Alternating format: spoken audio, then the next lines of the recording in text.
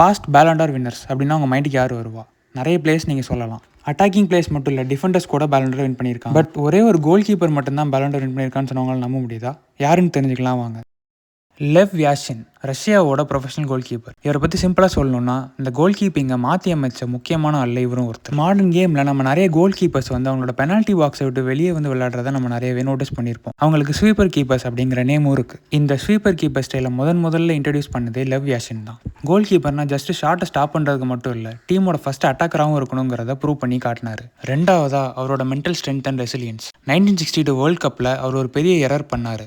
அதனால் அவர் எல்லாருமே ஒரு நேஷனல் டெரரிஸ்ட், தேச துரோகி மாதிரி பார்த்தாங்க. அவரோட கெரியரே முடிஞ்சிச்சு அப்படின்னு நிறைய பேர் நினச்சாங்க. பட் என் கெரியர் எவன்டா முடிக்கிறதுங்கிற மாதிரி ஒரு கம்பேக்கை கொடுத்து நெக்ஸ்ட் இயர் பேலண்டரை வின் பண்ணி எல்லாரையுமே சர்ப்ரைஸ் பண்ணார்.